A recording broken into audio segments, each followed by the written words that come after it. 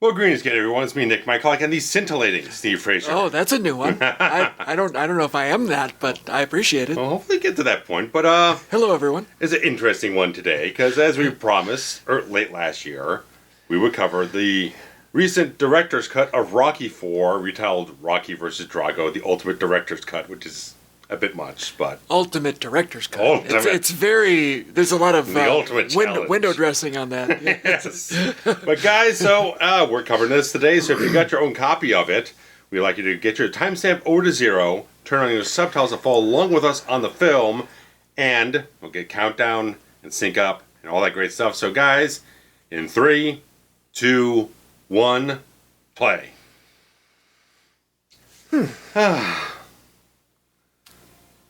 I don't remember when this actually dropped to the world. Well, this dropped on the 35th anniversary in late 2020. So we're about 5 years eclipsed from that. So people have had time to digest it, aside from me who just watched it the other day. Right. For the first time. And you'd never seen it before. No. You probably could have taken out the Rocky 3 stuff at this point, yeah? Yeah, well... Obviously, there's a lot of things to discuss with this cut, both kind of positive, some things critical, and so on and so forth. Interestingly, the final shooting script is available online. Oh, really? And it even has more scenes that are not in either one of these cuts. Oh, all right. So he filmed just a shitload of stuff. Clearly. The probably packed it all in here probably would have been about the 2 hours the first two films were roughly around. He looks good in every single outfit he's ever been in. Yeah.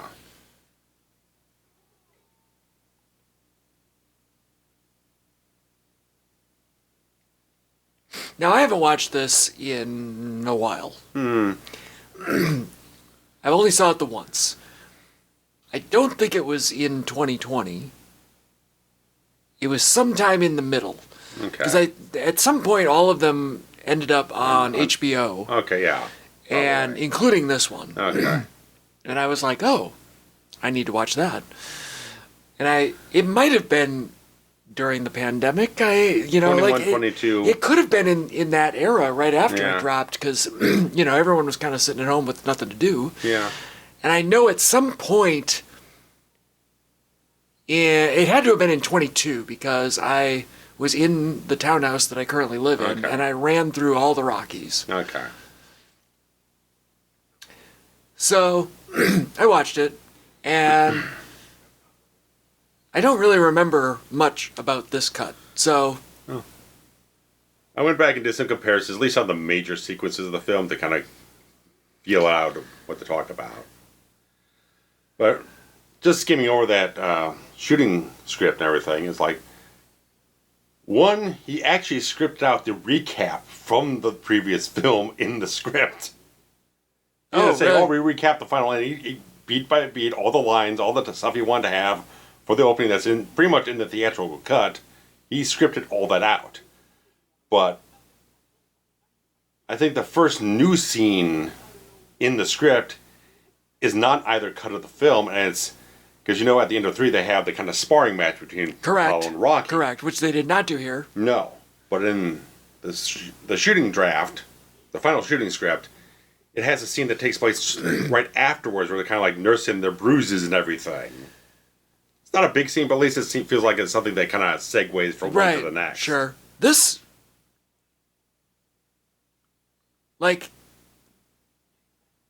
was not... Yeah, I was going to say, that's from the middle of 3. Yeah, that's the midpoint, essentially. Like, why do we need this? Yeah, I mean, the only thing I feel like, because the way the proper start of this story, not the recap, starts out with just Apollo in his pool. There's not kind of a punchy opening scene or anything. So I'm guessing Stallone just felt like they need to have some kind of action, a little excitement at the start of it instead of kind of like a gradual, quiet build thing. Right? But why? Like we've already seen it. Right. It's 2020. Everyone's seen Rocky 3 100 times, if not 20.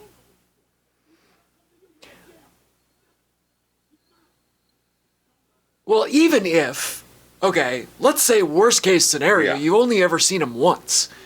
You saw this Yeah. when you watched Rocky 3. Right. Then you saw it again when you watched Rocky 4. I don't know if you need it a third time when you're watching Rocky 4 again. Right. Right. I mean, again, as we discussed with the theatrical, like, they have different recap footage, but it's more kind of trying to set up the friendship of Rocky and Apollo. Right, and this is way... This one feels longer. This one is longer. It's already longer. And it feels a little more disparate. It doesn't feel as tightly coherent of shooting into the thing and kind of getting into a vibe or whatnot. It just feels kind of...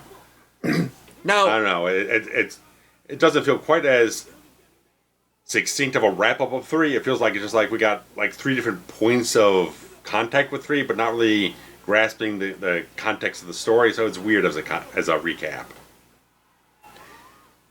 it's almost like he wanted it to be not a recap, but like a segue. Yeah. The structure of it just feels a little off. But interestingly... It feels like a rough draft of idea more than a final thing to go forward. But this is the cut. As final as it's going to get. Right, like this is what he went back and re-looked at and said, after all things considered, this is the way I want it. Yeah, which is odd. It is very odd. I've both read and listened to the audiobook of Stephen King's nonfiction work on writing, where he... Okay. It's partially autobiographical, but there's a huge... I mean, it's basically an English lesson. Sure.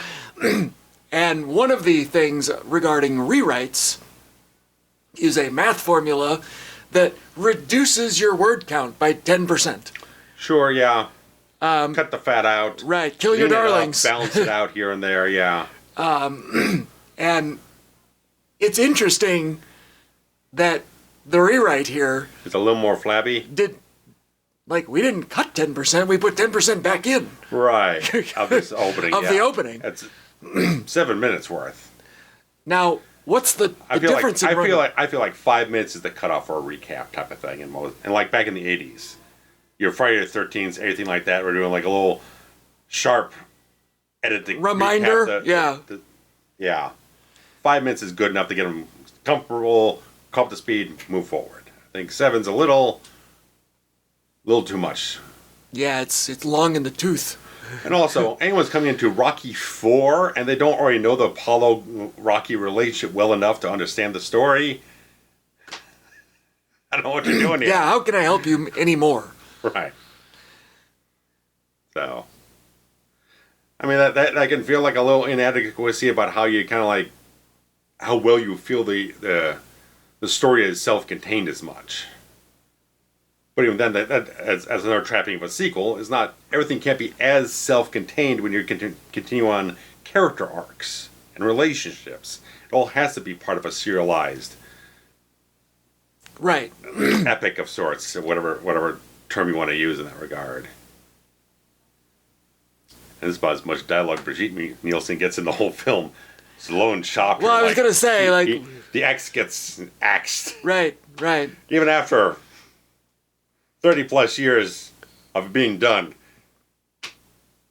time don't heal all wounds. I imagine that they don't have heat with each other, but I guess whatever. I mean, also though, I watched. There was a bit like 90-bit kind of fly in the wall documentary of him talking about the whole thing of while they're editing the whole new version.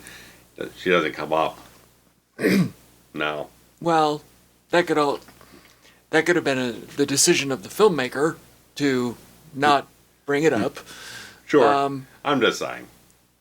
Also, if he's making a brand new cut of this movie, and re-releasing it as a new product, this is an additional item. Yes.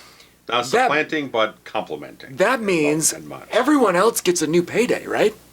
Yeah. Like, in theory? By all accounts, yeah. So, all the SAG rules and everything. Right, like... Little new residuals. Yeah, I don't know what the bylaws are on Oh, that, yeah, but you had to dig into contract law and all the things. everything back from 85 forward and how it all grandfathers in. Like, And that's what I want to know. Like, And if you're still an active SAG sure. member and everything, people kind of bow out and their contract, their duties expire and everything. But this is a new scene in the whole thing. This was not in the theatrical.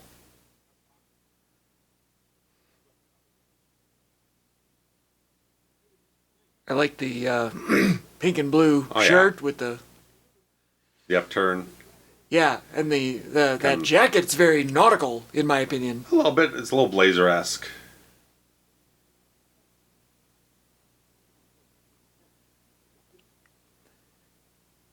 It's so interesting to me that the whole concept of this, like 30 years later, he made a movie that grossed over $300 million.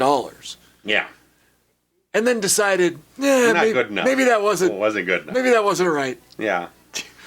Like, can you imagine James Cameron saying, "Oh, maybe that Titanic. Avatar or Titanic, actually, I kind of want to change some stuff around." Yeah. Throw out this subplot, Right. add this back in here. Wasn't good enough. Titanic would probably actually But make more sense because I'm sure it came up because they were remastering all the films for 4K. And it's like, okay, hey, Stallone, want some involvement? Is there anything you want to dabble with? And he said, yeah, you know what? There's a lot of stuff in 4. I want to rethink it a little bit. but he also redid 6. 6 as well, which no one really had any heavy criticism about. So it's kind of the flip side of this thing, where Balboa is just pretty well beloved. Yeah, I well, already said there's any kind I of just watched it recently cruxes. with my friend, and Yeah. and she actually kind of had some criticisms, and I was like, you know what, you're kind of right, but we don't need to get into that right now. Sure. It's a respectable film. It is, but doing this with her, Yeah. I was like, oh, maybe you're right. Like, maybe it's not as good as I remembered it being. I mean, like, it is a little kind of warm and fuzzy nostalgia trip back to the things here or there. So right, but it's not as logically. It doesn't make a lot of sense. Yeah. In But anyone who loves Rocky, it's a nice scene to kind of cap it off after.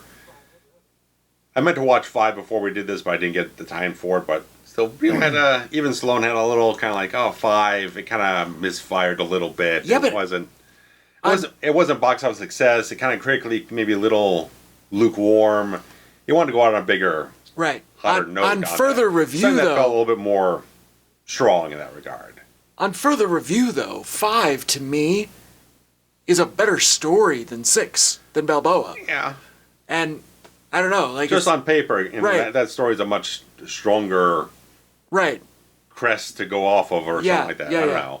It just has more consequential story, let's say. Notice what's missing here is yeah. Polly's birthday party Oh, yeah. and his They got robot. got rid of the birthday party, got rid of the robot, also got rid of the scene of them celebrating their anniversary in the bedroom. In the bedroom, yeah, All that with with the the cake and cake. everything. So interesting trims.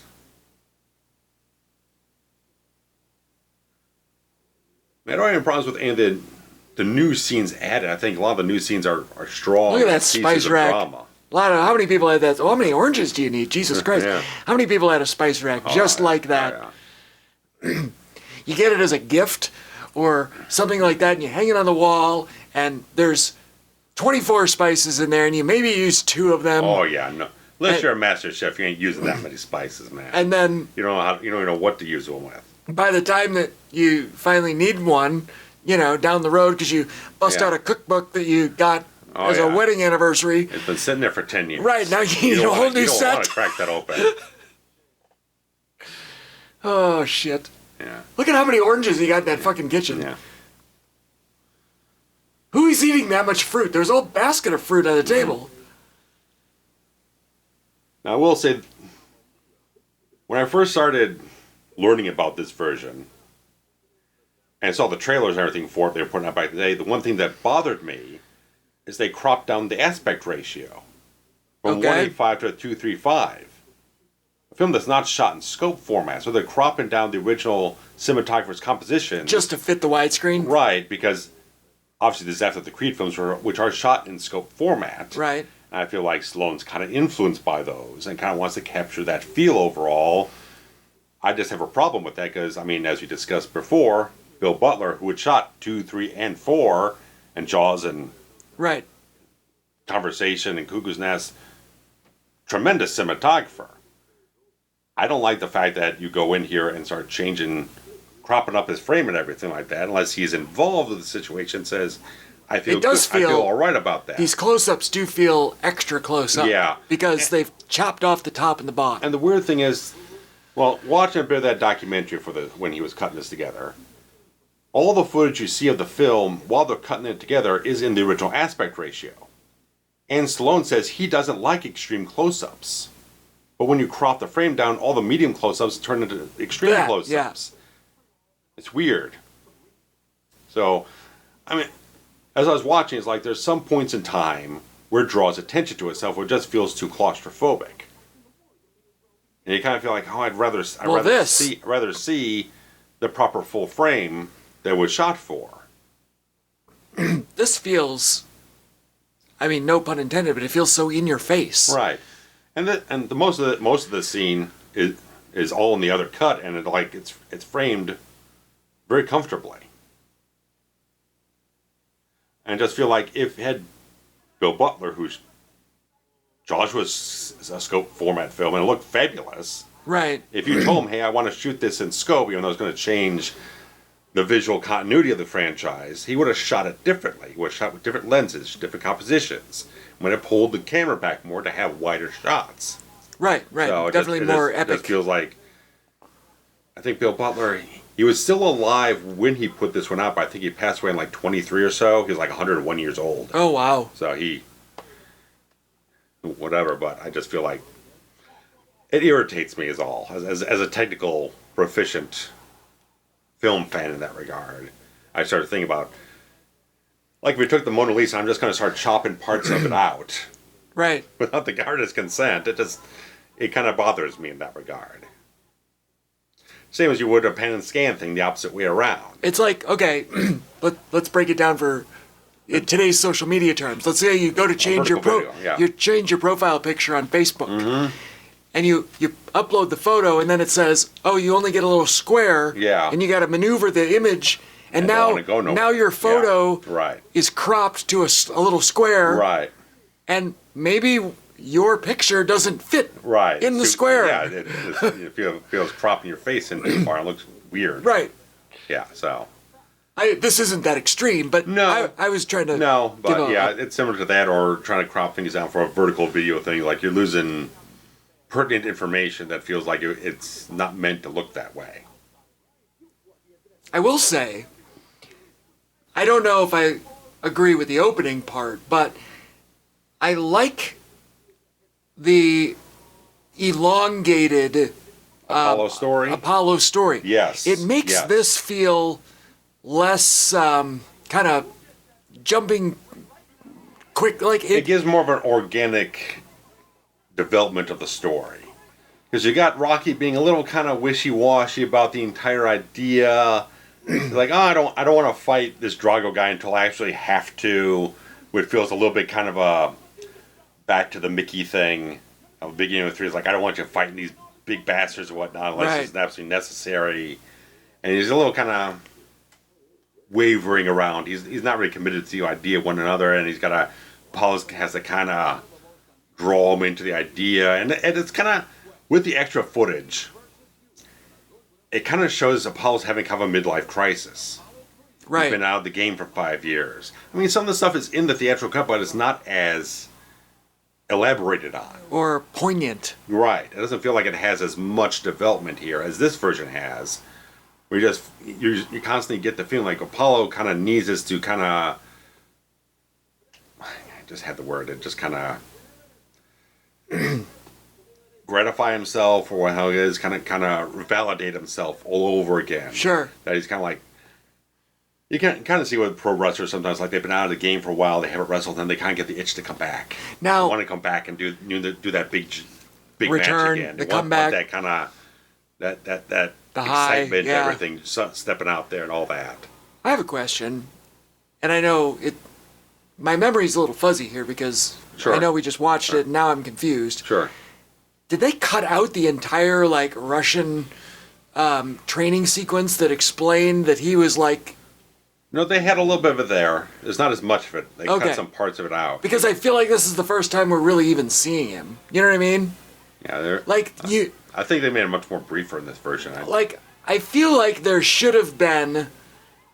Because because in the original version, there's an entire scene of them coming through the airport, and there's a press type of thing, Right. scrambling all of them. So they cut that out of this version. So Right, but there's that whole thing where. oh yeah, where the he's like a video 850 game. pounds Yeah, and yeah, everything. all that. They cut a little bit of that out. Okay. Some of it's still there, but not all of it. I think that also there should have been a bigger emphasis on maybe the two of them instead of watching their old fight, watching one of his fights. You know, Yeah. like I mean, I it's know the that weird they thing. do a little bit, but I mean, it's the thing that they say, well, Drago's not had a professional fight yet. But then he's had to have fought someone. You don't just step out on the world stage and as a greenhorn. right, and be the number one. Yeah, the center of attention death- type of thing. He has to have some kind of traction behind him. I mean, training is one thing, but actually stepping in the ring and doing it is a whole different thing. You can't just say he's been working the bags and run the tracks or anything like he's ready to fight. Right. That's not how it works. How many people in gyms across America today Right. are, you know, potentially look like that? Yeah. You know, they're the ultimate warrior physique. Oh, yeah. But they've never done anything with it. Well, again, you know? I mentioned on one of the previous commentaries, like, if you go on YouTube and look up worst boxers ever, these guys walk out on the street, you can tell they don't know shit, and they're going to get knocked out in fucking 30 seconds. Neat. They have no, they got no poise in the ring. They don't know how to carry themselves. They don't know how to box. They don't know the strategy, the technique. Footwork. Yeah, all that. It's a lot of things you have to learn doing the thing. You can't just walk out there and think you're going to beat an ex-champion of the world. I still hate this. I hate the fact that Drago is just standing there. Yeah. Like all of this either needed to happen before he came out or I don't know, like he needs to move. This is so weird to me. I hate it. I do, this time through, one thing I do like is that it's back to kind of looking back at Apollo from the first film when he's walking in, the big spectacle, Sure. taking Rocky lightly. It thinks because it's supposed to be an exhibition, we just kind of go out there, make a big show of things, and kind of maybe put this Russian in his place. It's going to be glamorous, all that type of stuff. It's not supposed to be serious in any type of way, but Right, but obviously you get schooled very quickly on this whole thing. they didn't do any sort of big production for Drago. Yeah. Like, Which you can say it shows it here when he's in America. When you flip it over to his home country, Rocky doesn't get the big fanfare, but Drago does. right, but that's also a real match. Yeah. You know what I mean? Like, yeah. if this is supposed to just be, you know, I exhibition. mean, you can say like, okay, opposing mentalities. The Russians are going to make a big spectacle of things. They're here to be serious. I get that. But Apollo's also kind of like... the stuff we brought up in the other version feels like it's lesser here in terms of like, oh, well, Apollo seemed very serious and kind of bothered by it before, but now he doesn't seem like he's bothered by it. But it feels like, again, it feels like the midlife crisis. He's trying to recapture what he was by doing this. Oh, I get it. I understand your Drago thing. I'm just trying to clear up. I had criticism about him coming out like this in the previous cut, the original theatrical cut, but in this one I feel like with the extra scenes, With the backstory, you feel like, yeah. okay, he's trying to recapture that when he was the champ, when he was on top of the world, when he was a slightly younger man, he's trying to relive the kind of fantasy. The Vegas style, Yeah. like it feels like this should have been platform, been a press conference, not the exhibition. Mm-hmm. Like, you don't bring out a live singer. You know, you're not fucking Triple H at WrestleMania. Right. Like, I don't know. Yeah. And feel even like it should have been like that WrestleMania 41 where The Rock comes out and Roman Reigns and Cody come out and they're having a big kind of spectacle of sorts. even if you want to do all that, like Drago standing there in the middle of the ring after already having been introduced, is so weird. The only thing I can say is I think this maybe just meant for the Americans to belittle the Russian, make him look like a lesser thing in front of all the other glitz and glam.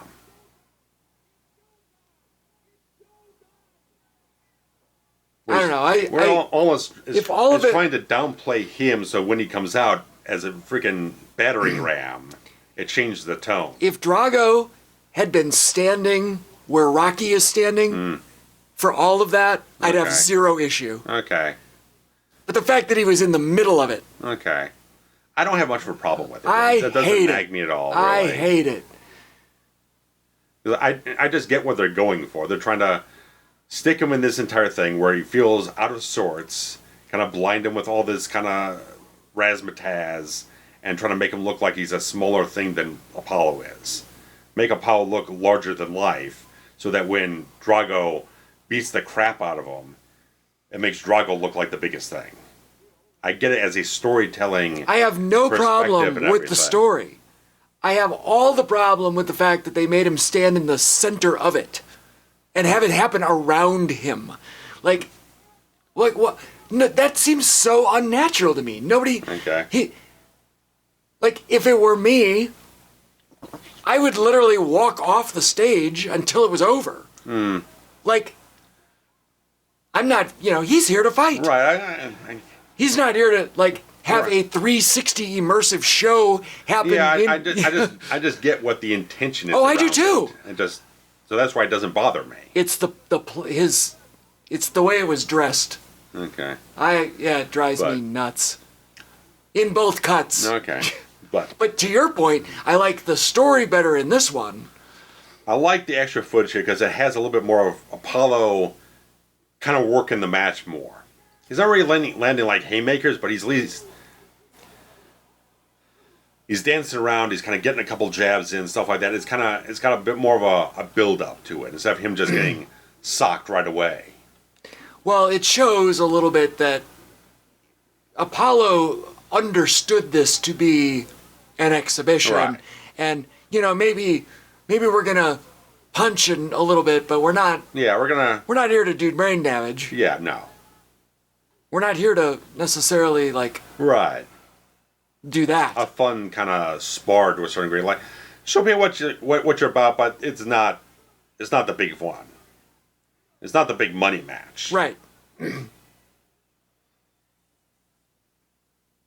I don't think anybody intended to be bloody. No. Or getting their bell rung like he has right now. I wonder if there's been studies with boxers and CTE the same way that they've studied football. Yeah. And wrestling. Because I can't imagine that boxers have gone without undiagnosed concussions their whole life. Yeah. Yeah, I'm sure there has to be. I like that little bit they have. We just pass it.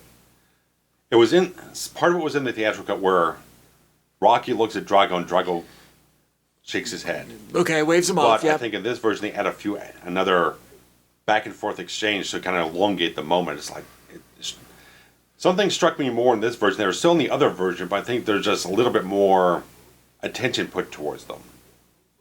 They give them a little bit more resonance.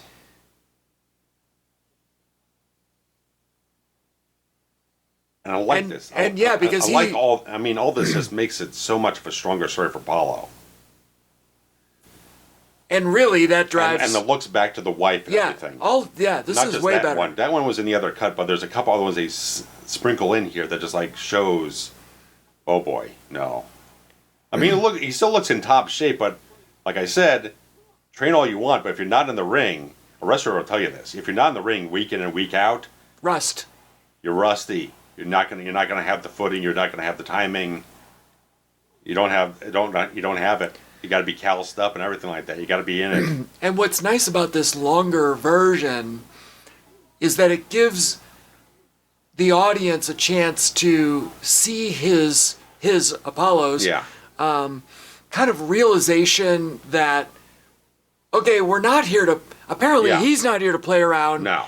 And so instead of me just kind of dancing, lightly tapping or dancing like, around. I need to now meet him at his level. Yeah, and he's not up for it. And the other version, that it's the same thing, but it happens so fast. quicker that you don't quite understand the motivation until it's over. Right. You don't get it in the moment, you know? And the change they made here, because in the theatrical cut, the entire thing of the thing's going so badly, Rocky picks up the towel, but he holds onto it, and Deuce calling out him multiple times, throw the towel, because Rocky's trying to Paul said, don't stop the fight. Right, so he's trying to decide. This one, he picks up the towel, says throw the towel, and then he just gets killed. It's quicker. Yeah, it's a much quicker thing, but I don't know. The problem with watching this is that you know everything that's been cut. If you watch the film enough times, you notice all the stuff that's not there. Sure. And it can bother you. So I'm not sure if it works better, because in the theatrical cut, I understand it. He holds the towel. He has to make a choice. He's trying to honor his friend, but then he sacrifices him because he holds on to it, and there's that guilt he holds into him. Right. So that's part of the thing that would fuel him through the rest of the film. But now it's like he doesn't even have a chance to throw it because he's dead before he's even a reflex kick in. So it's an interesting point of debate in that regard. I almost feel like Stallone probably kind of threw back and forth about doing it, or maybe it's just like, you already have the other version, let me try this and this version instead. You can go back to either version, still have one way or another, but this version, I want to try it out this way. Well, it's funny you say that, because isn't the whole point of this to say, this is the way I want it? Yeah. Not, here's another option, you decide. Yeah. It's, this is the way I, like, if I had a redo, which I do. Yeah. With 35 years of hindsight, because Stallone even says, like, well, he felt he had a pressure to, maybe just an internal pressure to conform to, like, the MTV style at the time that we mentioned in the previous version. Right. That was fast, shorter attention span, quicker edit type of stuff, swifter story, all that type of things that kind of make it move that much faster. So I felt like he didn't have as much confidence in the audience to want to sit there and absorb a slower film at that point in time. I also see, if he goes back and has 30 years of hindsight, he could say, oh, wait, in Rocky IV, there's no story. It trimmed out all the meat of the story. It's a 90-minute movie right. with only about 45 minutes of actual anything. We still get all the montage stuff here, which lessens it as well.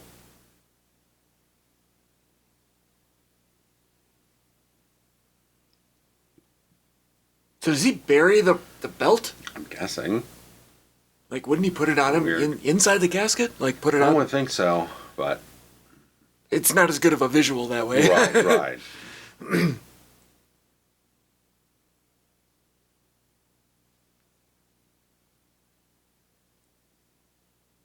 Like, we just skipped and it's funny, isn't it interesting that in movies, you only see the graveside portion.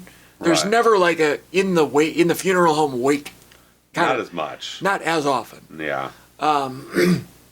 This is one of the best edited scenes. I don't know why, I can't fathom why I cut this from the original version.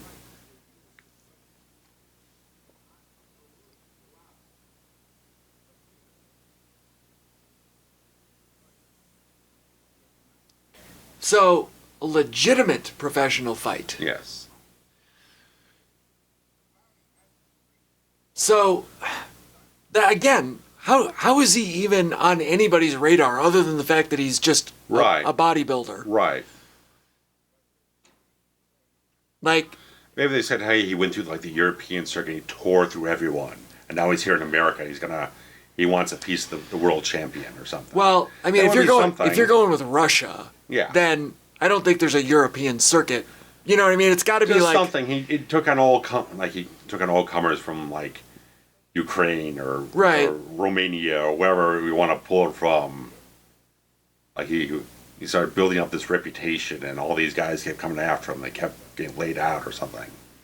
It actually But would he just almost kind of shows up on at the airport here. It's like, oh,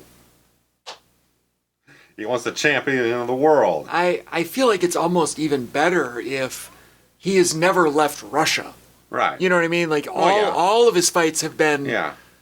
in Moscow or whatever. And this was in the previous version. That little headline saying Rocky relinquishes the title, but it's so glossed over in the theatrical version we didn't even notice it.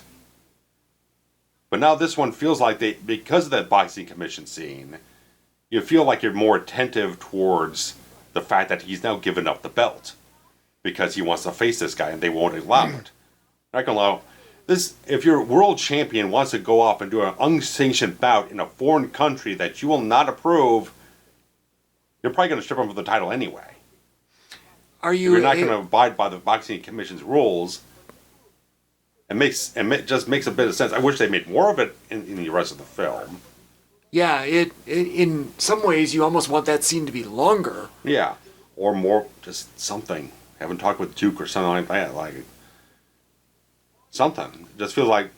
Or his wife, or his wife something. or Duke or something. Someone somewhere. Just have a discussion about. There's like no Paulie in this movie. Oh God, he's got like 5 lines in the whole film, if even that. And that was kind of the thing I was feeling by the end of it. It's like I felt like it's a stronger drum that feels more akin to Rocky 3 in tone. Yep. But it's missing the supporting cast. Rocky's kids are barely in the film. Paulie's barely in the film. Adrian gets a little extra stuff here, but it just feels like we're lacking the depth we've had with the previous films. And it seems like we're narrowing the field down about where the focus is from one film to the next. Yeah, it's almost like he swung the pendulum too far the other way. Right. I understand. The robot became a punchline after release. It's very cheesy. It's kind of silly. How do you integrate with a much more grounded, weighty story in this regard? How do you balance that? There are fans out there, I haven't watched any of them, that try to integrate footage from both versions. As an editor, I would have to lay it all out and see how it fits. That seems like an exorbitant amount of time and effort for no return. You know what I mean? Just like personal gratification is about it. Yeah. So we did not get the driving montage in this. Oh, it's after this. Oh, it's after. It's still after this. It was after this in their other version as well. I thought the whole point of the driving montage was to determine whether he was. No, that's our criticism of it. Oh. That he's already made his decision by the time we're getting to the contemplative driving montage. That doesn't serve a purpose after he's already made the decision. Got it. I feel like if you had all that stuff, like reshuffle the scenes a little bit here. Well, here is where you could have said, Adrian, right. I'm thinking about giving up the title. Right. You put the boxing commission scene after the driving montage. Sure. And then this after that. And the press conference after that. And this. If you move, if we get to the funeral scene, maybe there's not with Rocky, but there's maybe something with the press pressuring him. What's going to happen here and there about Apollo and Rocky are going to step up and this type of thing. So there's some media pressure on him. Then you have this scene. Then the driving montage. Then the boxing commission. Then the press conference saying it's on. That feels like the proper build of conflict, internal conflict and drama towards the resolution.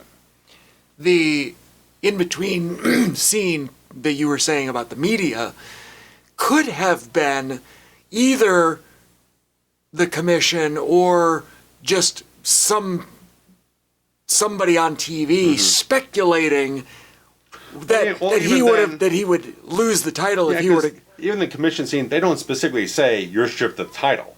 It's just those headlines. So you could put that kind of maybe before this. And well, I was saying, driving thing, then the press conference. I was saying maybe you could just have people saying that would be a possibility, or right, like yeah, have it be like a sports. If you're going to go ahead with this, here are... You will have to relinquish the title because we will not allow our champion to go ahead and make a mockery of our system here. Sure.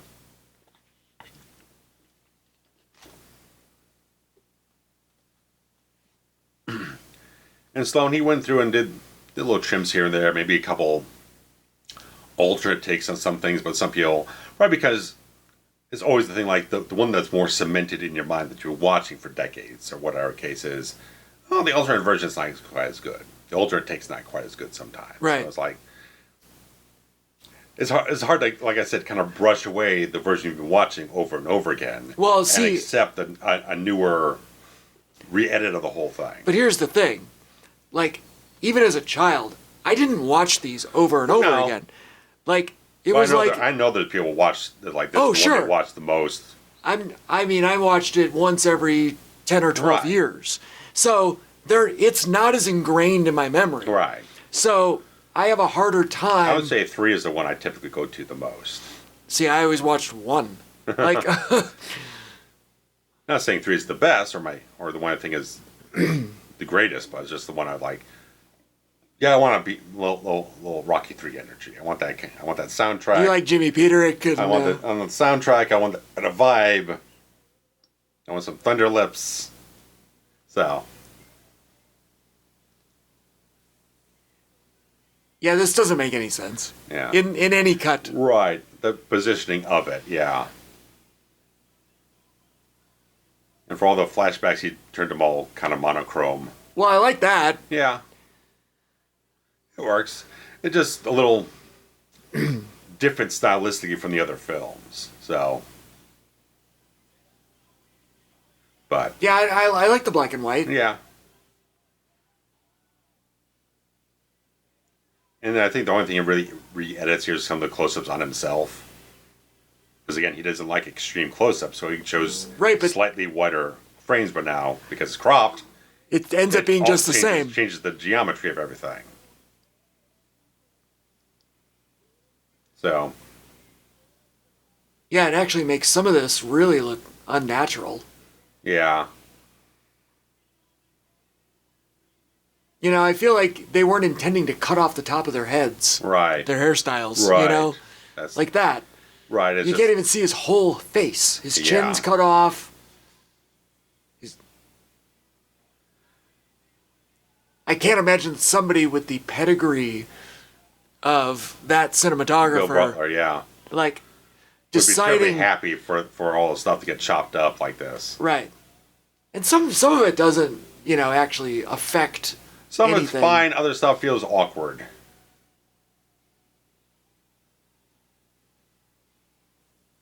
Like, that just feels, it's like, oh, God. Yeah, it's too tight. Pull it back, people. Yeah. Yeah. Like it says, the one thing that bothered me about it before I even saw it.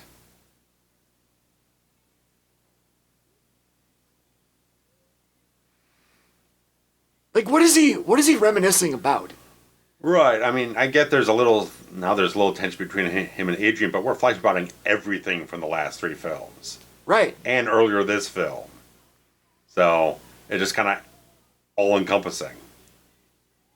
Why? You know what I mean? Right. It's lost. Again, it's designed to be part of the era, but it's not really designed to be a story driver. Yeah.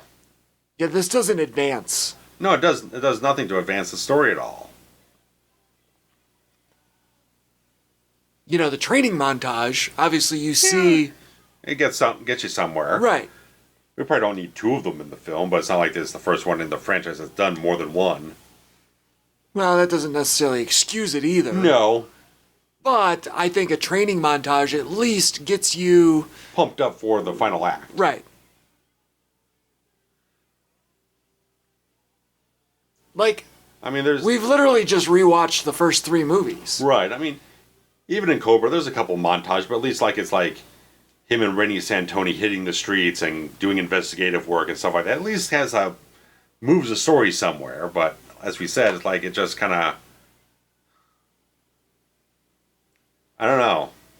And it's still the midpoint of the film, essentially. I hate this montage. Yeah. Love the song, but it's like, I don't know. Hmm.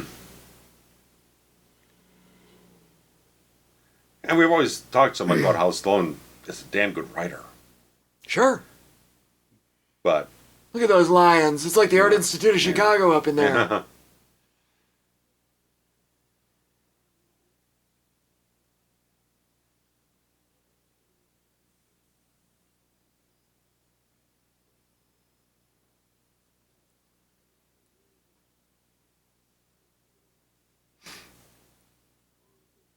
I don't know. The whole thing about him going on Christmas too still bothers me. Yeah, because of the family aspect. The family aspect, yeah. Yeah. Which gets nudged further away because all the rest of the footage of the kid being at home is with the freaking robot. So that has to go too. Right. So the kids are getting less of the film. Right. They keep diminishing so much by cutting all this stuff out to try to balance the tone out.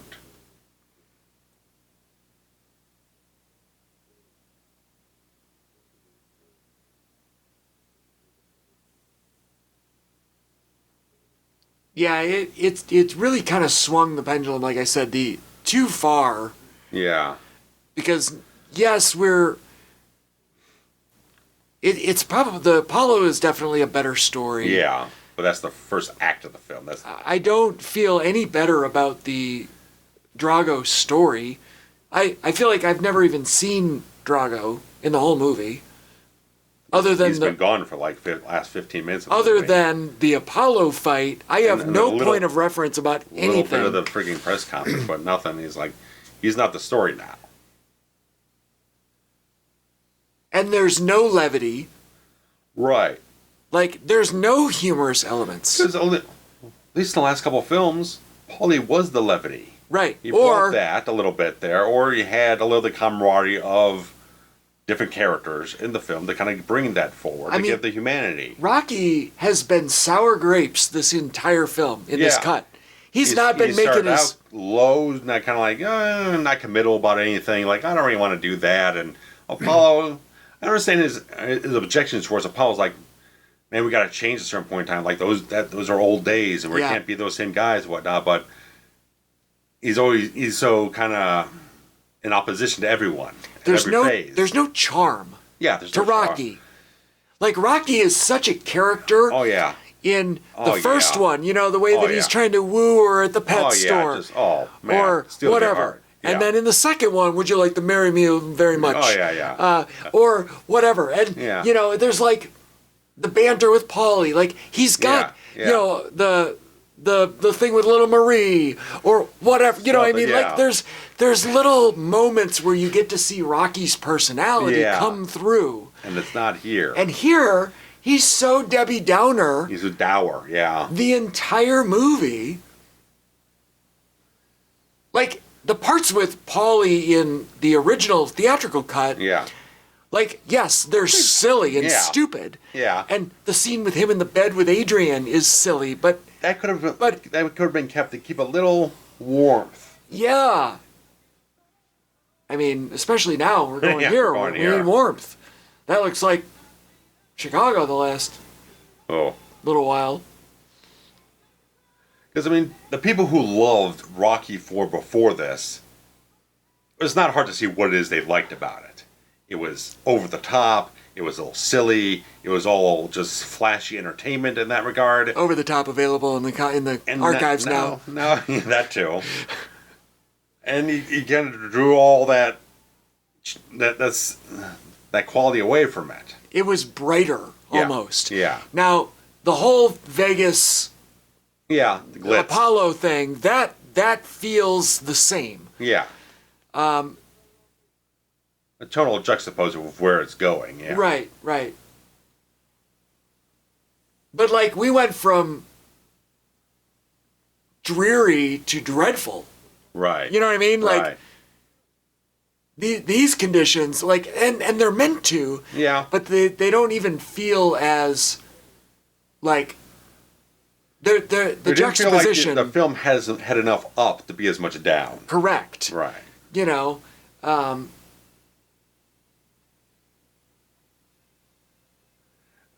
And I can feel like maybe that's why, I mean, as clunky edited as the opening was, why at least in both versions, they try to have kind of this tag on the end of the previous film to have something that feels kind of up. Because it all just kind of starts on a kind of a flat plane, just kind of dips down and dips down. There's not as much kind of a high point early on in the film to be happy about.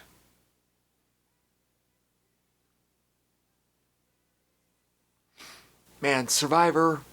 Yeah. So good. And I did read they actually wrote a second song for the film that didn't end up in the film called Man Against the World that ends up on their When Seconds Count album the year after this. When Seconds Count is, other than Vital Signs, When Seconds Count is my favorite Survivor album. And Man Against the World is a fucking great song. Oh yeah, they made it a single. It's on the expanded soundtrack release, but he didn't put it back in the film, so it was not in either version. I also would encourage everyone, the title track, When Seconds Count, is awesome. I would also encourage everyone to look up a song called Oceans that's on that album. It is, oh, God, it just... I listen to When Seconds Count album more often than I listen to any other Survivor album.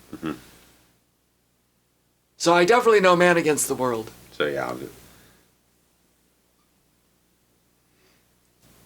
What a great fedora. Oh yeah, the mustache in this dude. I mean, he's KGB all the way. All the way. And I don't know what kind of car that is, but it just looks rich for the time. Yeah.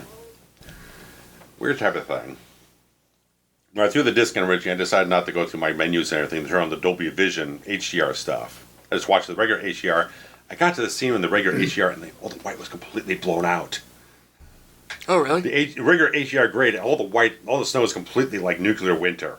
So I went back to my menu, turned on the Dolby Vision, it looks fine now. I don't know what happened, because I saw some criticism at the time that probably people watch it with the regular HDR and it just blown out the living shit. I don't know what happened there. I've never adjusted any of that at home.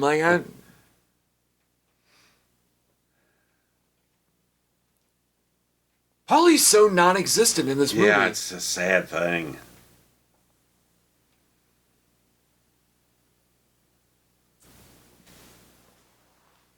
I don't remember if I felt this way about it in the theatrical cut, but something is just missing from this whole thing that makes me care about why this fight is even happening. Yeah. Like, where did this guy come from? And he didn't is the problem. Right, he came from nowhere. And so why is he such a big deal? Right. And the only motivating factor here is that Apollo is dead. I mean, even in recent history from when the film originally came out, plenty of controversy about Russian Olympics, everything like that. Sure. Soviets going to Olympics and boycotts and stuff like that here and there. This guy could have come up from... He could have made an easy backstory, like I said. Well, there you go. How's that?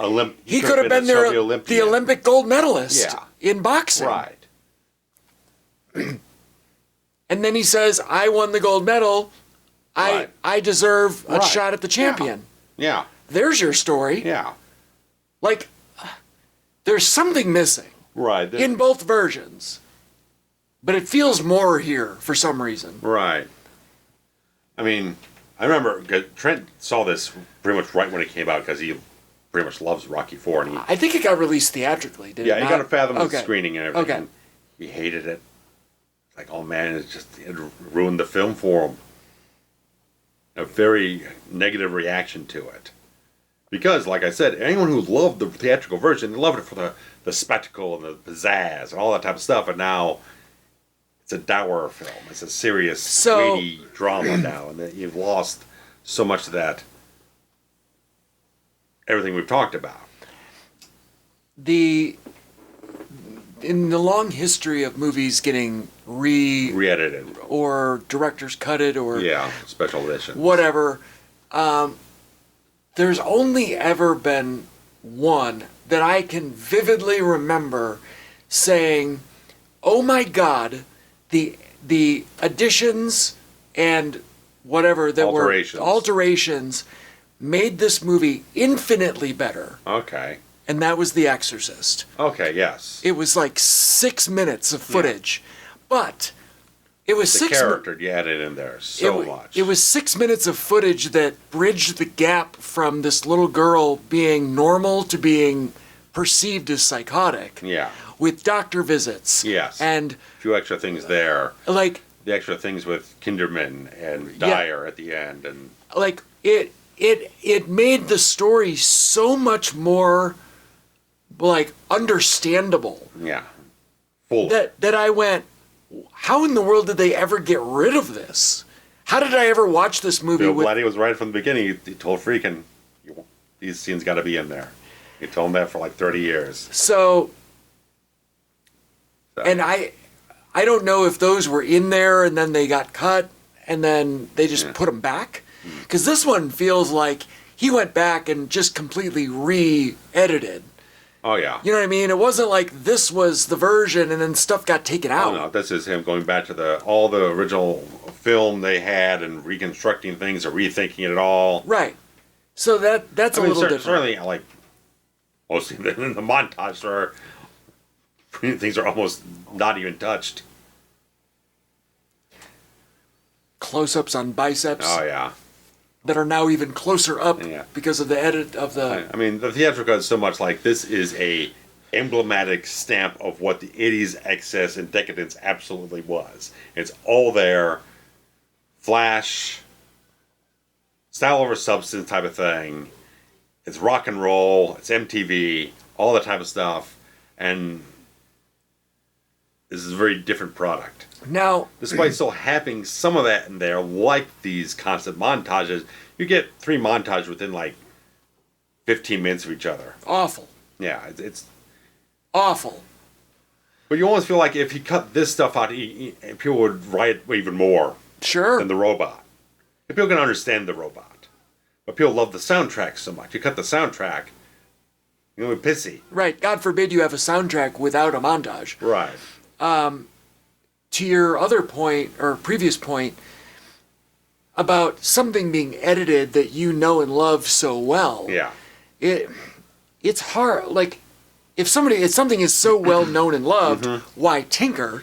But also, it's almost like when an artist gives you a musical artist gives you the demo version of a track that, you know, like, here's a box set and here are some original demos. In a freaking garage on a 4-track. And you listen to that and you go, sometimes you hear that and you go, oh, I like that better. Sometimes. It's rare, but it happens. It can happen. I think if there's anything in life that you have over and over and over again that you know, making a change will feel wrong regardless of the change. Like, the fact that it's different means that it's worse. You know what I mean? For right or wrong. Yeah.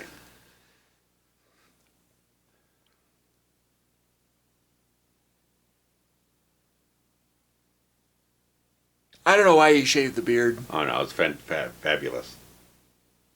I don't know why she went to go here, flying 100 hours around the world and leaving her child at home. Right. I get it. Is he wearing like yoga pants, or is he just so jacked in his tight sweatpants? I think he's wearing sweatpants. You can bounce a quarter off that ass in the sweatpants. So you're not supposed to be skin tight in sweatpants. No.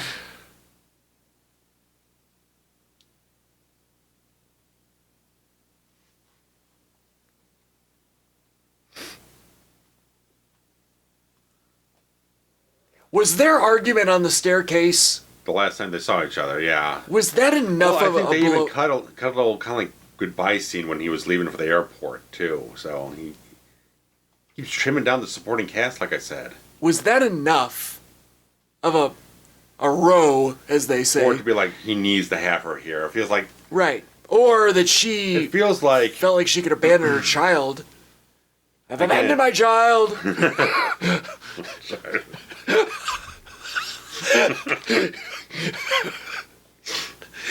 Sorry, go ahead. But yeah, as it feels like We even said this in the theatrical. That at this point in time, it just feels like the story is just kind of scattershot. I don't know what exactly is Rocky's motivation right now. Is it avenge Apollo? It has to be. Is it patriotism? Is it... There's been the only information the viewer has been given is a montage about Apollo's death. Right. So that's it. That's the only thing that we have going. It's not that the Russian gold medalist or, best abs has, challenged him. Right. Like, there isn't even...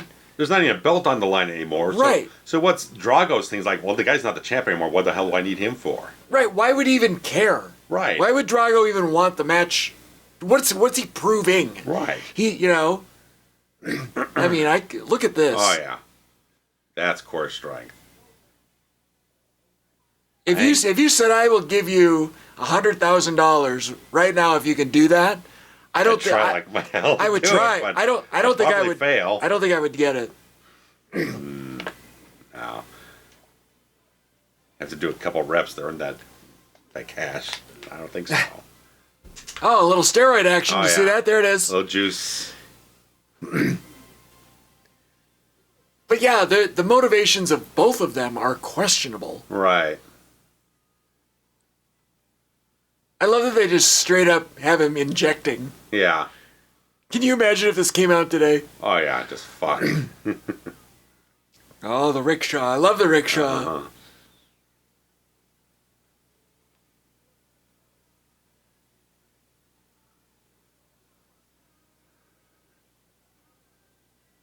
Look at the vascularity. Thank you, Vince McMahon.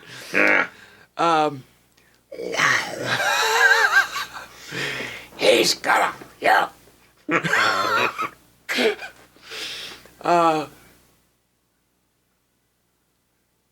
I'm so mad that he shaves his beard off for the fight. I would like to see it in the fight, yeah.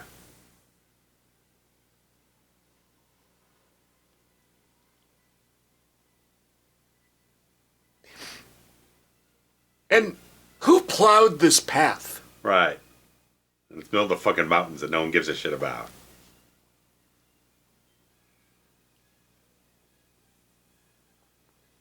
I'm telling you, that whole scene with the pounds of pressure and the video game looking footage and all of that was severely diminished. Yes.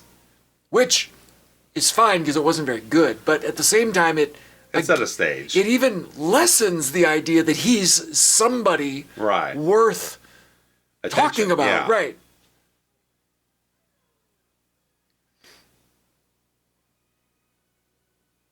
I want to shout it from the top of a mountain.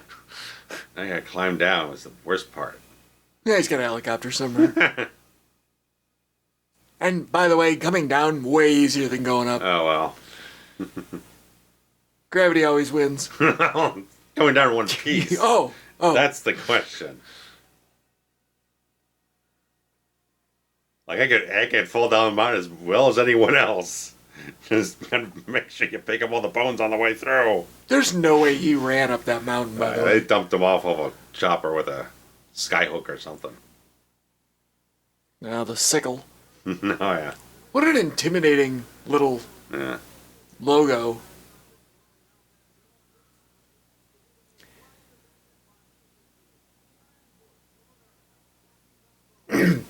The Iron Horse. Got Radio Row there, and half of the army. Yeah. Merry Christmas, everyone. Yeah. Oh, Rocky Jr., where's he? Oh, no. Who knows? Buried him in the snow. Who knows where that little kid is? It's Christmas. Fucking Santa'll take care of him. Where'd she get makeup? Did she bring it with her? She must have.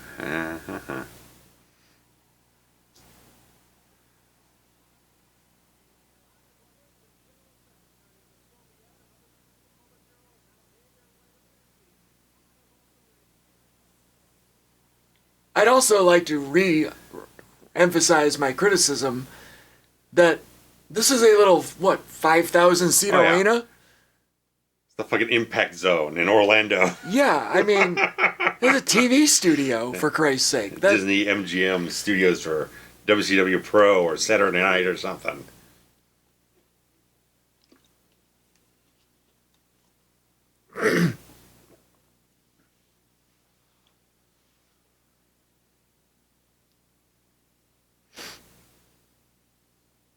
Like, you've eliminated the fact that Drago has anything to fight for. Right. You've eliminated the fact that Stallone, Rocky, has anything to fight for other than avenging. Yeah. Whatever. And then you're selling it as patriotism. The biggest thing in the world. The Cold War. Over here. Yeah. Yet you're positioning it in the smallest possible venue. Mm-hmm. And meant to be Soviet propaganda. Right. And it's like, yeah. It's like death by 1,000 cuts, right? Like this little thing on its own is fine. Right. But when you add up all these little things, this isn't a very good movie. Also, boxing arenas typically, I don't know about in recent times, but back in the days, like, it used to be like pretty dark. It would just be like the ring and there's kind of like all the house lights are off. Yeah. So you wouldn't get it wasn't kinda, like UFC crystal now. Clear looking thing, yeah. I mean, seeing that, but UFC and everything is like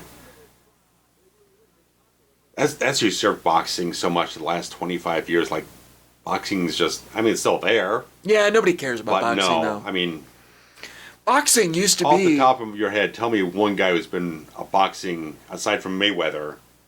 And who's been a boxing champion in like the last 20 years? And the Manny Pacquiao, but yeah. Or even right now, who's the world champion? Who's holding a champion now? No one. Who's the world champion right now? I bet most people could probably at least name a couple of UFC champions. And even Mayweather and Pacquiao were not heavyweight champions. Oh yeah, no, they're like middleweights or whatever. Middleweights, welterweights, something. Yeah. So. Used to be the sport of kings, but yeah, just it used to be like the most important, HBO, prestigious Showtime, everything. USA Network, as they're showing here, everyone had. I mean, the most prestigious thing, for a piece of boxing on prime time on the weekend or where the heck it was. Pay-per-view. Yeah, everything. Hot but yeah, business. I'll argue since. End of the 90s, I feel like, after the Holyfield and Tyson. Holyfield, Tyson stuff, which it was just kind of tapered off. June of 97, that was. Yeah, probably, because instead of Tyson going to WWF for the whole Mania build. Right, so June of 97 is the last, unless Tyson, his comeback, but I thought that comeback was... I don't think he's come back like WBA or anything like that. I thought, because I remember Tyson McNeely, but that might have been before Holyfield. Yeah. Anyway, the ear biting is the last boxing match that I remember being a mass multimedia a big event attraction. And that was almost 30 years. It was 29 years ago. Yeah. Mm-hmm. So, at least from our perspective, it's not been something that it feels like you watch the news, they do the sports report, you never hear about boxing ever. No. I mean, the fact that ESPN is now in bed with TKO and WWE, and they're covering pro wrestling, every PLE and everything like that, and boxing. Can we stop with PLE for fuck's sake? Premium live event shit. I'd also right now WWE is full of a lot of bullshit. I would like to publicly declare that once they got in bed with the Saudis, I decided I don't support that anymore. No. And I realize I'm a party of one, and I might not make a difference. Yeah. But someone's got to make a stand. I supported the WWE and F through a lot of for 35, 40 years. Yeah. And now, now I'm done. Now I'm done. It's over. End of an era. Yeah. I would say that wrestling was any kind of squeaking clean business beforehand, but sometimes it's just a step too far. Yeah, there's something about the Saudi It makes it too real. oil and terrorist money Yeah. that it feels like they're running the show. Yeah. And I don't know. I don't like it. Oh, let's bring up Nikolai Volkov now. I met Nikolai once, right before he died, actually. I met him in... Or Zukov. He just had a birthday. I forget his name. He's got a very American name. It's like Okay. Bob Brown or I'm something. not surprised. Probably Polish or something, right? Yeah, maybe. Like Nikita Koloff, as we said. Um, At least legally changed his name to Nikita Koloff, I believe. He was living the gimmick. oh, did you say Nikita Koloff? I thought... Nikita Koloff. For some reason... There's Ivan Koloff and everyone else. When you said it, I heard Nikolai Volkov. Well, I said Volkov before, not Okay. Nikita Koloff. Okay. I met Volkov. I did not meet Nikita Koloff. Nikita Koloff's name is Steve Simpson. Okay. But he did legally change his name so. to Nikolai Volkov. He might be back now. That was the vibe. He might be back to Steve Simpson now. Well, but each way. Oh, that's the last bit of her screen time. well, she wasn't even in this movie. Oh, she's barely in the fucking thing yet. She got hacked to bits. He goes back and re-edits Cobra. It's like... the movie's like 23 minutes long. It becomes a short at that Right. point. He can... It's about the opening sequence and about 3 scenes with Santoni and Andrew Robinson. That's done.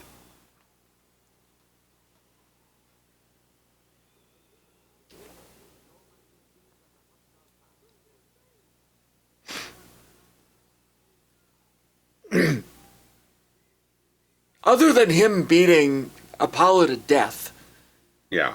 why do we care? Like, what have we seen about this guy?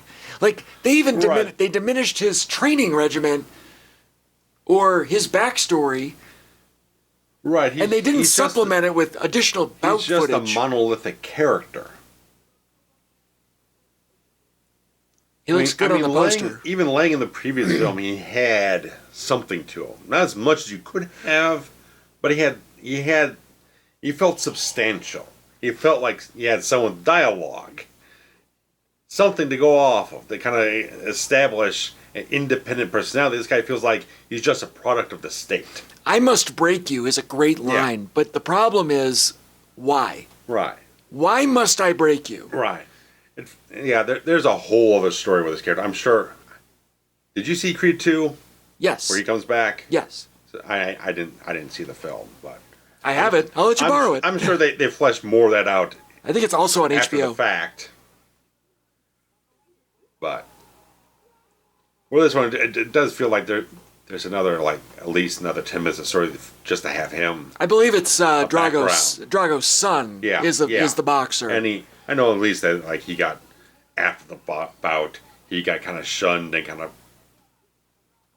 brushed off. He got kind of disgraced. Yeah. Afterwards, but that's a lot more story than they give him here. I mean, you get the sense of it, but it's like it's not really an explored character. Well, he's just a prop in the story. Right. It which means there is no story. Right. Like, and story because I feel like at the time he's writing this, it's like it's America versus the Soviets. It's the Cold War. We gotta knock down the Iron Curtain and everything. So it's like he's just making him that. He's just making him this symbol of all Russia view of what it's supposed to be. And it's supposed to be symbolic. Right, but symbols aren't stories. But he's not a character.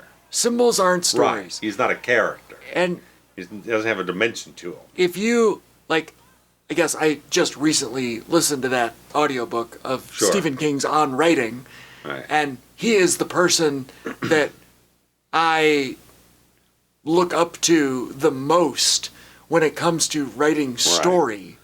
Just interject. I didn't quite like this thing where it goes silent and then we're hearing internal monologue from Rocky because it just is so stylistically disconnected from the rest of the franchise. We never get internal monologue from anyone in the franchise. And they don't do it again, right? It's just a one-off. Not before, not again. So it just feels way out of favor for me. But talk so much about story, and story is literally the only thing. Yeah. There's... Who cares if you got character if you don't have a story? And who cares if you have a story if you don't have character? Well, the one thing... There are some symbiotic, but you have to have a story to tell. Right. And the one thing that he says that he does not care about, or I shouldn't say not care about, that he does not write is plot. You don't write plot. Plot. You have a story and you have characters, and when the characters are in their story, the story tells itself. Right. If you go into the story with plot points, it's not going to work. You're forcing a lot of stuff in. Yeah. He's saying he needs to develop it organically. Not Correct. Force it into a box. Correct. Yeah. And King is very situational. Now, he said that he has had stories that he wrote where he wrote plot, and several of them he's not a big fan of. One of them that he is a fan of, that he plotted things out in, was The Dead Zone. Okay. And he is a fan of how it turned out. It's an episodic story. It is, and maybe that's why it feels different. Right. Right, because he said, I want this and this and this to happen. And to clarify, appeal, plot is what happens. Story is why it happens. Kind of. On the basic level. People say plot synopsis. These are the basic broad brushstrokes of what's happening in the story. I think... Story is much more layers and depth and everything like that, and it's motivations and psychology and emotion and stuff like that. It's characters in their situations. Right. And right. Plot is so well, I'm starting here and I need to get to here. A to B to C. What do I need to do to make that happen? Yeah. As opposed to, let me start here and if you're trying to force it in, as I've worked on that vengeance screenplay for 2 decades now. Right. When I try to force it to fit to somewhere it doesn't belong, I got to get rid of it because it's not going to work. Because I'm trying to force it someplace it's not organically doesn't want to go. And the famous "kill your darlings," which is what Hemingway or something. Yeah. And sometimes you gotta, as much as you love it, if it doesn't go, it's got to go. Got to go. And there's something about this that feels plot driven and not story driven. Which is all of that was to say that Rocky IV in both versions is a plot driven movie, not a story driven movie. You have a feeling like the emotion's not different in the fight. If you're trying to avenge your friend this guy killed your best friend, it feels like there needs to be something different in the makeup of the conflict, not just like this guy's bigger and stronger and it's harder to beat.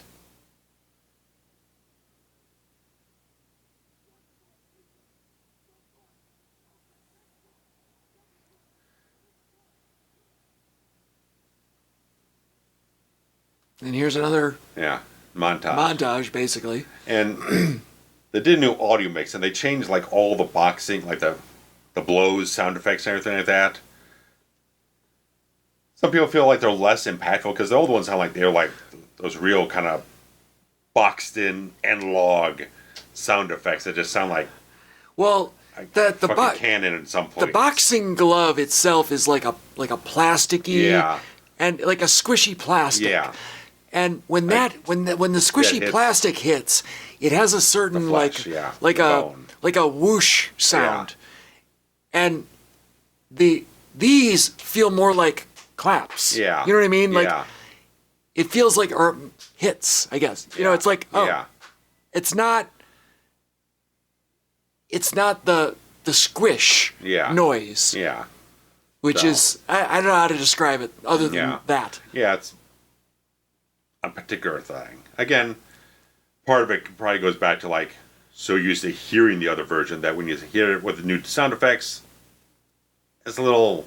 Well, it doesn't feel as realistic. Yeah. I don't have a memory of how the punches sounded in the old films. Yeah. So. But if your volume's up, they're not as punched up and everything. They're not like really. Like I said with 3, some sound like they're shotgun blasts going against him and Lang. So the new mix they're just kind of more dialed in to feel a little less overdone. I think both in 3 and in 4, and I don't know if I said this in the other commentaries or not, but I also have a really big problem with the idea that these are the most unstoppable forces of all time. Yeah. And then they get in there with Rocky, and all of a sudden, they're mortal. Yeah. And it's like... And they take guys out in like a round or two, and now it's going 14 rounds because it's against Rocky. Yeah. Like, I feel like that would be the case if it were Clubber Lang against Ivan Drago. Oh. That's how these are being presented. Yeah. Like, it's not little guy overcoming the big guy. Yeah. It's little guy dominating the big guy. Yeah. And after all this entire movie has been set up to show that Drago's a robot. Yeah. And, a sledgehammer wouldn't touch him. Yeah. But now Rocky can do this, and he says he fights like a beast and, yeah. Whatever. Yeah. Like, I get it. Like, there has to be some sort of... Right. Well, again, David and Goliath situation. That's what made the original version so cartoony. Because when you got a shallow villain, and you're building up making him shallower than Clubber Lang was, and you're making him even more powerful than he was, and bringing in this 6'6" guy, or whatever the hell Lundgren was at the time, it just pumps the proportions up further. So it just feels more cartoonish. It feels less reality. And the David and Goliath story is more figurative than literal in the original film. Right. Because he was just a up and coming schlub boxer who happened to take on the world champion. Yeah. Because it was a good marketing gimmick. And he was better than the champ thought that he was. Yeah. That's a legitimate... The champ took him too lightly. That's a story. And this guy had more heart and more perseverance than you thought he probably had. Like, champion underestimates... Right. It's a great story. Underdog it's one of the best films of all time. It's a story. Yes. Can we re-emphasize? Story. Story. Yes. So, I mean, that as we said with this microcosm in the 80s, the tide turns on blockbuster films, influences him where he goes with these stories, and kind of starts stripping more and more elements away of it, where it becomes very much a kind of lean popcorn spectacle film. At what point is Christmas Day an important point that we had to have it on Christmas? Right.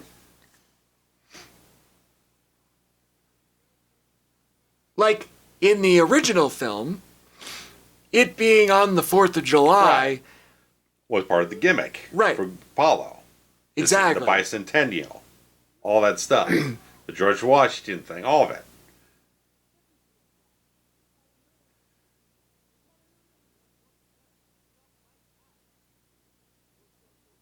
And then I believe their second fight was on Thanksgiving. Is that correct? Oh, that was New Year's. Oh, it could have been. Thanksgiving or New Year's, something like that, I thought. Something, I don't know. But, like, it almost feels like this, it's got to be on Christmas because in the other movies we did a holiday thing, and that makes it bigger for some reason. Like, everyone's going to sit around on their TV and watch it. Like, which... Again, it's another little plot point that feels like it's just kind of whisked away. It's like, you're trying to make it something, but it's not really... Don't do anything with it and make it something. Especially in this cut. Right. Because there's no robot. Other one, the robot was dressed up and all that type of stuff. They kind of re-emphasized. And the kid was watching his dad fight on TV. Right. Here we don't even have that. No, because the robot. Right.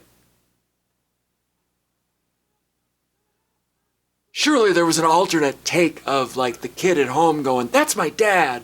Or what? You know what I mean? Without the robot in the background. Maybe he just said, "Fuck it." Could be. But again, I still feel like that's the stupidest thing about this whole movie, is the fact that it's on Christmas and his kid's sitting at home without him. Yeah. His mom or his dad. Yeah. And he's only, 10, 11, 12? Right. Sad. It's awful. Yeah.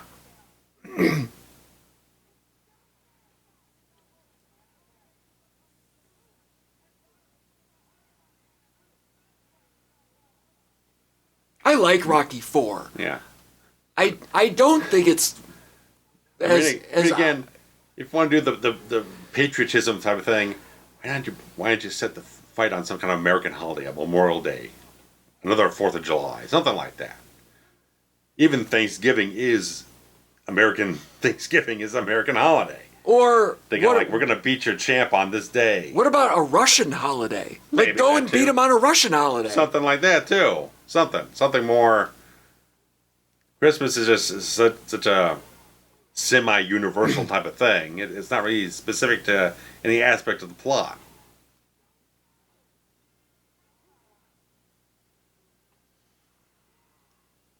You tell him, Paulie.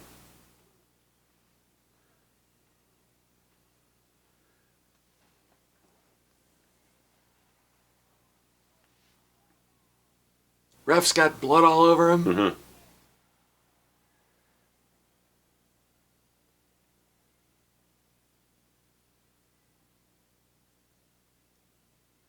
And great. What did that accomplish? No, nothing really. Oh, wait. We beat Russia. We beat Russia.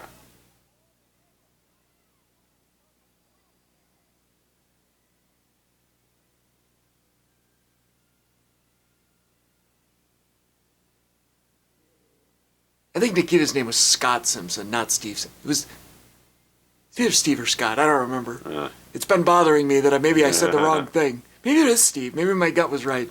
I haven't looked it up.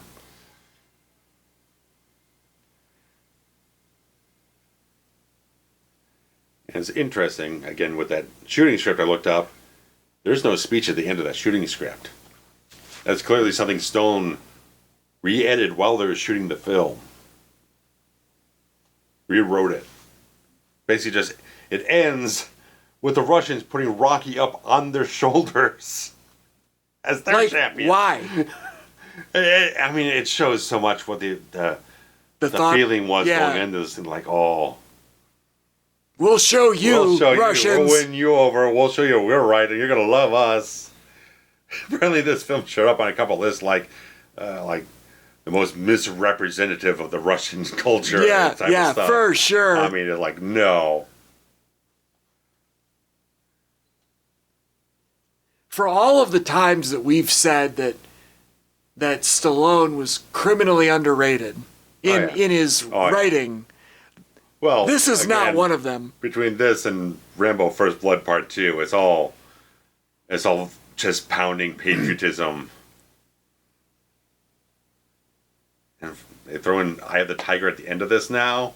Which was not in the other I do cut. like the fact that they don't stand up and start clapping him. I do like they have this alternate version where they walk out and now he's disgraced among them because he failed. But why is it now Eye of the Tiger? Eye of the Tiger was not in this originally, correct? It was at the opening. Right. Right. Not at the end. At the end, it was Hearts on Fire again.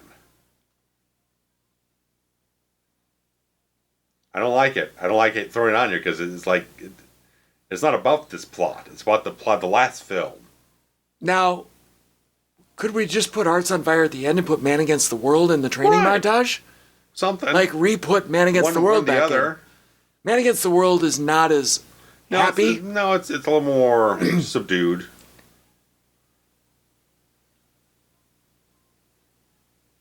And now you got Man Against the World might have been better in the driving scene. I would just fucking excise that whole driving scene anyway. Yeah.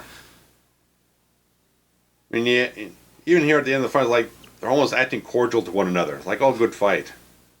There's not like a stare down or something like that, or there's something about Drago where he feels disgraced and like he's like something. It's like there's nothing. Well, right. For his character at the end. Why it made the whole thing pointless. It just feels like a regular boxing match where there's no emotion behind the context anymore. It feels weird. Yeah, I mean, you must die, or whatever the line was. I must break. I must break you. Like, okay. Right. I go, that didn't happen. Right. Now what? I mean, but Pataki had more of a coda there, being just up in the box, I mean, walking out on him and looking dejected. Right. Drago just looks like he's blank slate in the corner. And then they just end it. Yeah. There's not even a song from the last film. I mean, it's as egregious as when we did Axel F, and they just brought back Shakedown and He Designs. Like, no, that's the other film's statement. That's the other film's vibe. Make your own vibe. Make your own statement. It's like, wait, he went back and went, "Eye of the Tiger, man, that was really the big. That was a big hit. Let's." But I don't know. I don't know. Yeah, it doesn't make any sense. Yeah, they're just. It's not like I hate the edit, but there's like they're just problematic things that just feel like, again, there's something missing. Just without doing that much analysis, like it just felt like it's such a narrow focused story where none of you lose a lot of supporting character stuff. It doesn't feel as full as the last couple of films. Even the previous film before this, we started to kind of thin out the story to a certain degree. Still had enough of the periphery characters to kind of give more character to it all. This one doesn't have it.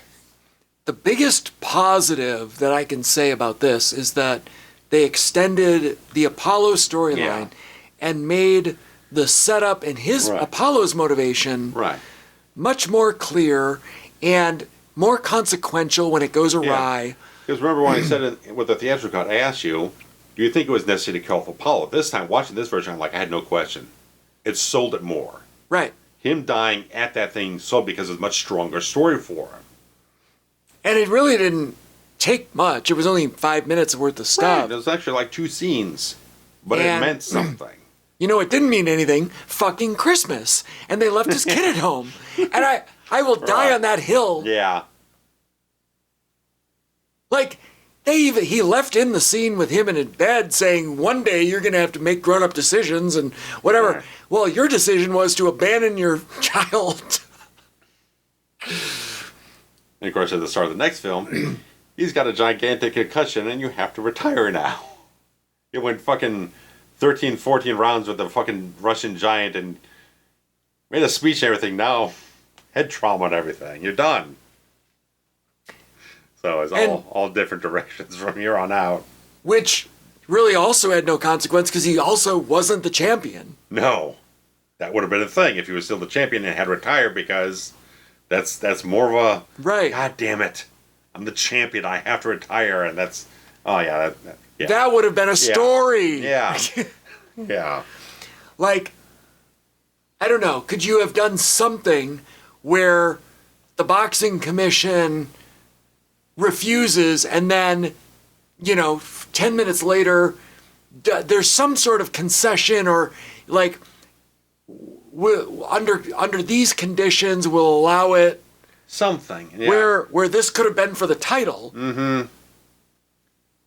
I don't know, just to make it a little bit again, it requires more of the backstory for the character. If he was, like we say, a gold medalist, or he ran through every top contender on Eastern Europe or something like that, and just took on all comers. Like, this guy's...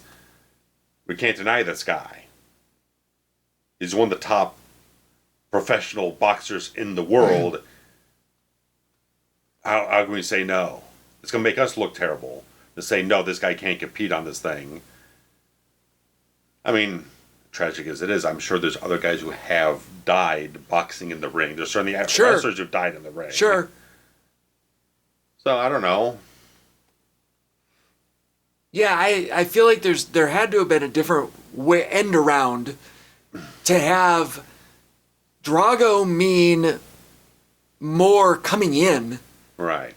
For this to have more something that isn't more solely... development of plot to have plot developments. Right. More, they're situational something. Yeah. That... Other than Apollo dying, which is really the only thing of consequence in this entire movie. So as much as it got re-edited, there's still A lot of thinness in the plot that lot to be a desired. lot more primordial in the script than it is in the edit. And it, in other than the Apollo thing, I think this is worse.